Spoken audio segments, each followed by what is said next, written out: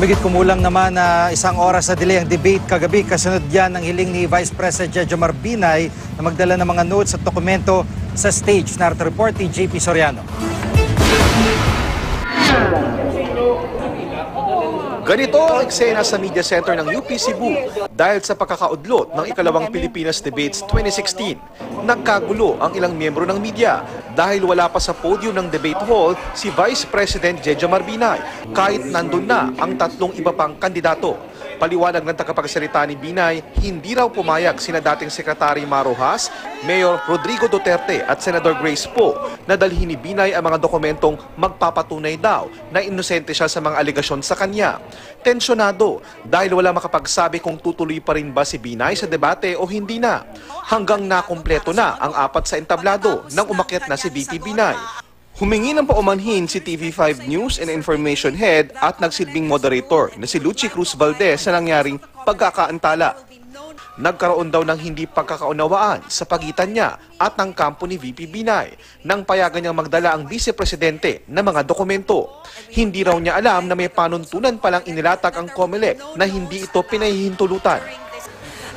With all due respect po sa inyo, Mr. VP, the COMELEC has ruled and we would like to abide by the rules of the COMELEC that there will be no notes allowed during this debate. Mawalang galang na po.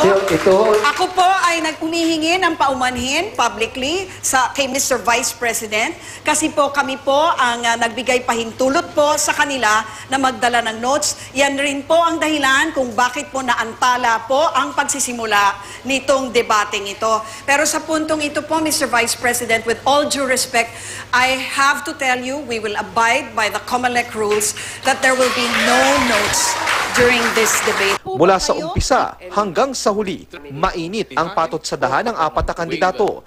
Matapos ang debate, magkakahiwalay na bumaba ang mga presidentiable. Paliwanag ng kampo ni Binay, ang mga dokumentong dala raw ng Vice Presidente na pinigilang basahin sa debate ay yung waiver to bank secrecy law. Yung waiver niya, nakapirma na siya, yung kanyang health records, yung kanyang SALN, yung kanyang bank statements. Our representatives attended that meeting and they allowed. Bakit po natin hihintayin na mag-o-oppose tayo pag nandito na? Sabi ni COMELEC Chairman Andres Bautista, malinaw daw sa alituntunin ng COMELEC na hindi pwede sa debate ang pagdadala ng anumang notes o dokumento. Kung pinayagan man daw ng organizer si VP Binay, hindi raw ito alam ng COMELEC. Maliwanag sa mga alituntunin ng COMELEC na hindi pwede yan, no?